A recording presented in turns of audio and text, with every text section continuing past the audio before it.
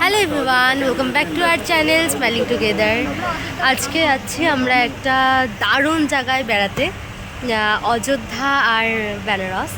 তো চলো যেতে যেতে তোমাদের সাথে সমস্ত কিছু শেয়ার করব। এখন আমরা রয়েছি কলকাতা স্টেশনে, আর এখন বাজে হলো 9:30। আমাদের ট্রেন এখান থেকে ছাড়বে ওই 11:30 নাগাদ। স্টেশনে আসার সাথে সাথে মোটামুটি আমাদের খাওয়া দাওয়া শুরু হয়ে গেছে।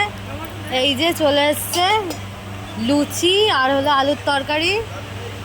এদিক ওইদিক ঘুরে বেড়াও, তাহলে কি করা হবে?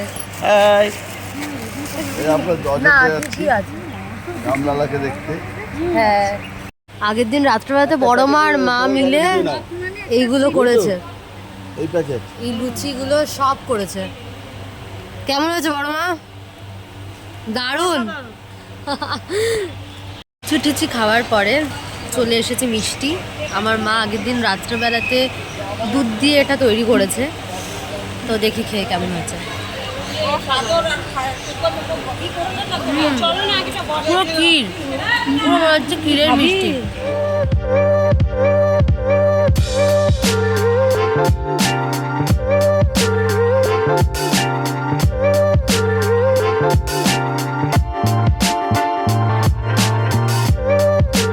বাজে 11:45 আর আমাদের ট্রেন কিন্তু ছেড়ে দিয়েছে।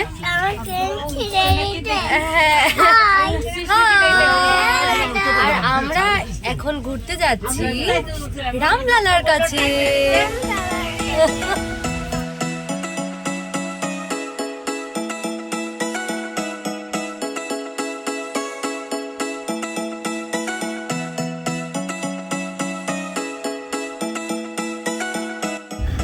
তো আমরা অযোধ্যা যাচ্ছি হলো জম্মু তাওয়া এক্সপ্রেসে। কালকে সকাল 6:30 নাগাদ আমাদের স্টেশনে ঢুকে যাওয়ার কথা আছে। এবার দেখা যাক যে কতটা রাইট টাইম থাকবে।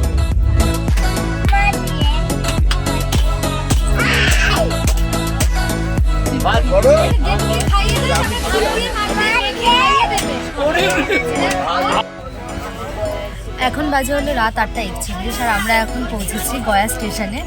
এখনই আমরা আমাদের ডিনারটা কমপ্লিট করে নিচ্ছি। আমরা এনেছিলাম ফ্রাইড রাইস, আলুর দম, লুচি, তার সাথে একটা আলুর তরকারি, সমস্ত কিছু ছিল। তো এই কারণে মোটামুটি সব ভালো আছে।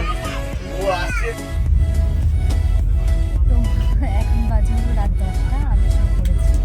এখনো পর্যন্ত কিন্তু আমাদের ট্রেন একদম রাইট টাইমে রয়েছে, একটু লেট করেনি।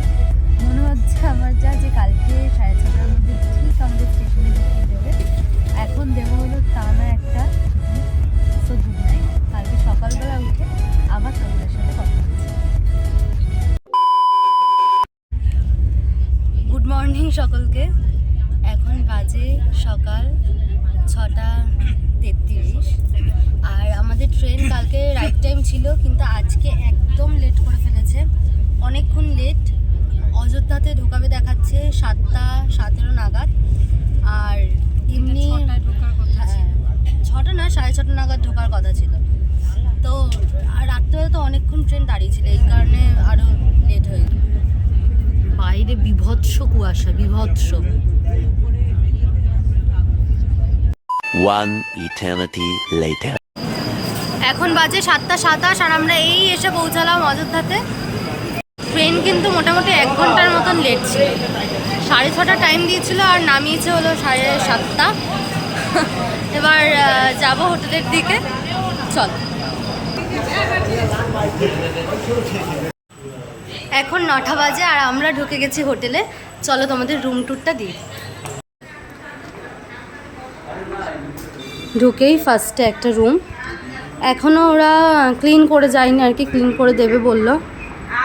ভেতরে এখানে একটা বড় রুম, বেশ খোলামেলা, দেখো চারিদিকে জানলা।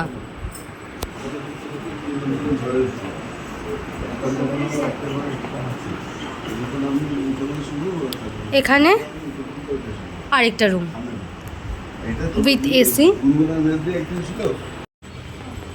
রুমের সাথেই একটা এত সুন্দর ব্যালকনি টাইপের। বাবাইরা বললো যে এখান থেকে রাম মন্দিরের ডিস্টেন্স বেশি একটা দূরে না মনে হচ্ছে, বা দেখা যাক কতটা দূর। এখন আমরা ফ্রেশ হব, কিছু সকালবেলা একটুখানি খাওয়া দাওয়া করে দেন রেডি হয়ে আমরা যাব মন্দিরের উদ্দেশ্যে। তো এখন আমরা সবাই রেডি হয়ে বেরিয়ে গেছি সকালবেলা একটুখানি ব্রেকফাস্টটা কমপ্লিট করার জন্য। সামনেই একটা লুচি তারপরে সামোসা এইসবের দোকান, তো চলো যাই।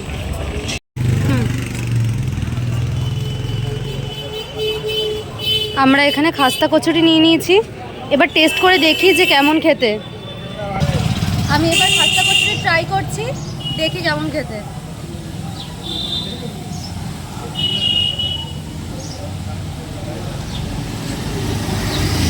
আমার ভালোই লাগবে। এরকম করে একটু হাতটা দিয়ে। আমি শুনেছি যে বেনারসের চাট নাকি বিখ্যাত, তো এখন তো আমরা অযোধ্যায় রয়েছি, অযোধ্যাটাও খুব সুন্দর।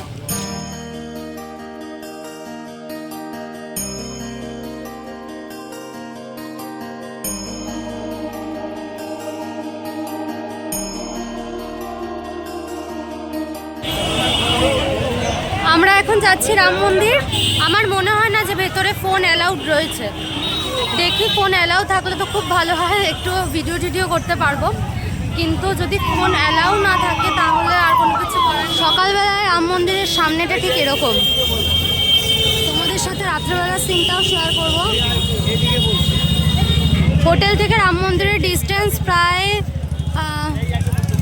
300 মিটারের মতন, একদমই কাছে। এখনও তো হেঁটেই যাচ্ছি, জানি না কোথায় যাচ্ছি, জুতো কিছুই রাখা হলো না। চারিদিকে ঠিক এরকমভাবে ব্যারিকেড করা, লকারে জুতো ফোন সমস্ত কিছু রেখে দিতে হবে, তাই এখন লকারে রাখতে যাচ্ছি, কোনো কিছুই ভিডিও করতে পারবো না।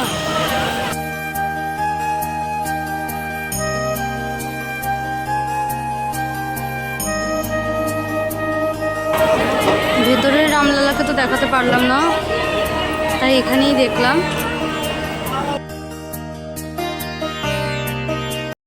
One eternity later.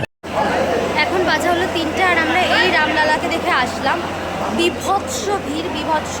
যদিও মাঝখানে খুব সুন্দর করে ব্যারিকেড করা আছে, কিন্তু এত লোকের চাপ বলার মতো না। তো আর এখন আমরা বসে রয়েছি ওয়েটিং রুমে, এখান থেকে সমস্ত ফোন তারপরে যা ব্যাগ ট্যাগ এগুলো থাকবে সেগুলো নেওয়ার জায়গায় লকার টাইপের, সেখানে এখন আমরা রয়েছি। এবার আমরা মন্দির থেকে বেরিয়ে যাব। কোনোভাবে ভেতরে কোনো ছবি তোলা বা কোনো কিছু অ্যালাউ না, কোনো কিছু একদম। এত ভিড়ের মধ্যেও প্রপারভাবে চেকিং হচ্ছে। তোমরা জাস্ট লোকের ভিড়টা দেখো, এটা কিন্তু মন্দিরের ভেতরে।